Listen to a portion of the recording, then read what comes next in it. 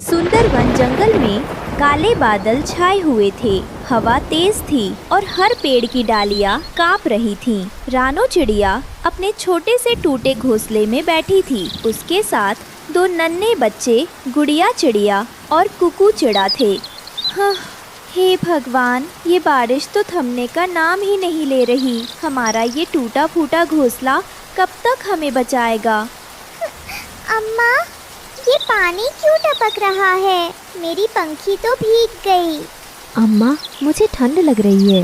तेज हवा का झोंका आया और अचानक टहनी से बना घोंसला टूटकर बिखर गया। तीनों भीगे पंखों के साथ जमीन पर आ गिरे। अरे, मेरा घर सब बिखर गया। बच्चों को अब कहाँ ले जाऊं? अम्मा, हमें डर लग रहा है। क्या हम अब बिना घर के रहेंगे? पास ही पेड़ पर बैठे कालू कौवा और गोरी कौवी ये सब देख रहे थे। देखो तो सही, गरीब रानो का घर भी पानी में बह गया। बेचारी अपने बच्चों को बारिश से भी नहीं बचा सकती। क्यों मेरा मजाक उड़ाते हो? मैं भी तो माँ हूँ, अपने बच्चों को बचाने की कोशिश कर रही हूँ। बारिश थमी नहीं। तीनों भीगते हुए एक झाड़ी के नीचे छुप गए। तभी घने अंधेरे से दो चमकती हुई आंखें उन्हें घूरने लगीं। अम्मा, वो देखो, चमक रही हैं दो आंखें। अम्मा, कोई हमें देख रहा है। वो कोई और नहीं बल्कि जंगल की खूंखार बिल्ली थी। उसके मुंह से लार टपक रही थी। वाह, कितने रसदार छोटे छोटे पंछी। आज तो मजेदार दावत मिलेगी। मेरे बच्चों की तरफ देखना भी मत, पीछे हट जा। तू मुझे रोक पाएगी? तू खुद तो एक नन्ही चिड़िया है। मैं तो एक ही झपट्टे में तुम्हें खत्म कर दूंगी। इतना कहकर बिल्ली छलांग लगाती है। रानो तेजी से बच्चों को अपने पंखों में समेटती है और पंख फड़फड़ाकर झाड़ियों के भीतर घुस जाती है। अम्मा, वो पीछे आ रही है। हमें बचा लो अम्मा। बिल्ली पंजे मारते हुए झाड़ी के पास तक पहुंचती है, लेकिन घने कांटों में उलझ जाती है। भाग जा, मगर याद रखना, अगली बार नहीं बचोगी। बिल्ली गुस्से में दांत पीसकर चली जाती है। रानो ने ऊपर आसमान की ओर देखा। बारिश अब भी टपक रही थी। हे प्रभु, मैं गरीब हूँ मगर माँ हूँ। मुझे भूख प्यास सहनी है तो सह लूँ, पर मेरे बच्चों को सुरक्षित घर और खाना दे दो। उन्हें ऐसे खतरों से बचा लो। अचानक पास की मिट्टी में एक चमकती हुई हरी मिर्च दिखाई दी। अम्मा, देखो, ये कैसी मिर्ची है? ये तो जादू जैसी लग रही है। सचमुच, ये कोई साधारण मिर्च नहीं। शायद भगवान ने हमारी सुन ली। रानो चिड़िया ने उस चमकती हरी मिर्च को सावधानी से तोड़ा। उसके हाथ कांप रहे थे, मानो उसमें कोई रहस्य छिपा हो। और कुछ देर बाद बारिश भी रुक जाती है। बेटा, ये मिर्च भगवान का दिया हुआ तोहफा है। हमें इसे संभाल कर बोना होगा। शायद यही हमारी नई उम्मीद है।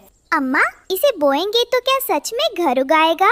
पता नहीं बेटी, पर कोशिश किए बिना कुछ नहीं मिलता। मिर्च की खेती कर हमें इसे मंडी में ले जाकर बेचना होगा।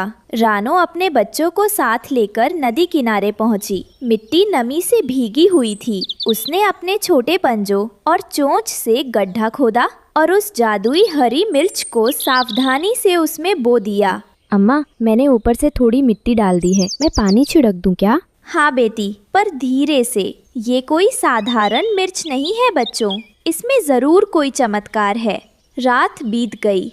नदी किनारे हल्की ठंडी हवा चल रही थी। आसमान साफ था और चांद की चांदनी खेत पर पड़ रही थी। सुबह होते ही रानो चिड़िया अपने बच्चों गुड़िया और कुकू के साथ उस जगह पहुंची जहां उन्होंने हरी मिर्च बोई थी।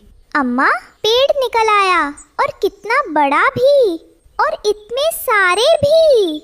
सच कहा बेटा, ये कोई सामान्य पौधा नहीं, ये तो भगवान का वरदान है। रानो चिड़िया ने मिर्चें तोड़ी और एक लकड़ी की गाड़ी में भरी और उसे बेचने निकल पड़ी। जंगल के रास्ते में उसे एक घायल परी मिलती है। कोई है? मदद करो। रानो ने गाड़ी रोक दी और डरते डरते झाड़ी के पास गई। वहाँ एक चमकदार परी जमीन पर गिरी पड़ी थी। हाय राम, ये कौन? इतना चमकदार शरीर और ये पंख! ओह, ये तो परी है। बहन प्लीज मेरी मदद करो, मैं बहुत घायल हूँ, उड़ नहीं पा रही। रानो का दिल पसीज गया। उसने अपनी भारी गाड़ी की तरफ देखा, फिर परी की तरफ। हे भगवान, अब मैं क्या करूं? ये जादुई मिर्चें हैं, अगर मैं इन्हें पीसकर जख्मों पर लगा दूं तो? हाँ, यही करना सही रहेगा। बहन, अगर तुमने मेरी मदद की तो मैं कभी भी तुम्हारा एहसान नहीं भूलूंगी। रानो ने कुछ जादुई मिर्चें ली, उसे जख्मों पर लगा दिया। मत घबराओ बहना, जब तक मैं जिंदा हूँ तुम्हें कुछ नहीं होगा। धीरे धीरे परी का दर्द कम होने लगा। उसकी सांसें सामान्य हो गईं और उसकी आंखों में चमक लौट आई। तुमने मेरी जान बचाई है और इसका बदला मैं जरूर चुकाऊंगी। अरे ये कहाँ चली गई? मैंने तो मदद की थी, इतनी जल्दी कैसे गायब हो गई? काश कुछ कहे बिना ना जाती। रानो का दिल टूट गया। वो अपने आंसुओं को रोक ना पाई और भारी मन से अपनी गाड़ी को धक्का देने लगी। थकी हारी निराश रानो वापस अपने खेत की ओर लौट आई। हे भगवान, मैंने अपनी मेहनत की मिर्चें किसी की जान बचाने में लगा दी। सोचा था कि इन्हें बेचकर अपने बच्चों का पेट भरूंगी, मगर अब घर भी नहीं, खाना भी नहीं। अचानक खेत में एक अजीब सी रोशनी फैलने लगी। खेत के बीचों बीच परी फिर से प्रकट हो गई। अरे तुम तो जंगल में गायब हो गई थी। मैंने सोचा था